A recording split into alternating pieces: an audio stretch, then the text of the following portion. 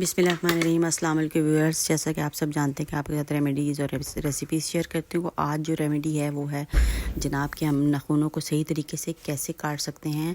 तो नाखून काटने का सही तरीका ये देखें, ये ऊपर दिया हुआ है। दाएं हाथ से आपने शुरू करना है और बाएं हाथ पे चले जाना है और फिर छोटी उंगली से शुरू करना है और जो है एंड पे जाके आपने दाएँ हाथ पे आना है, जिधर 10 लिखा हुआ है वहाँ पर आपने ख़त्म करना है। और पाँवों का भी सेम इसी तरह है कि आपने जो है 1 से शुरू करना है, छोटी उंगली से शुरू करते हुए आखिर तक एंड तक जाना है। बाएं पाँव तक राइट से शुरू करके लेफ़्ट पाँव तक आपने जाना है और उसको एंड तक ख़त्म करना है। पॉइंट्स दिए हुए हैं 1 2 3 4 5, इसी के अकॉर्डिंग आपने चलते हुए अपने जो नाखून हैं वो सुन्नत के मुताबिक काटते हैं, जिसका कि बहुत ही ज़्यादा अजर भी है और सवाब भी है। वीडियो पसंद आ रही है तो चैनल को सब्सक्राइब कर दें, वीडियो को लाइक करें और अपने फ्रेंड्स के साथ भी शेयर कर दें। अल्लाह हाफिज़।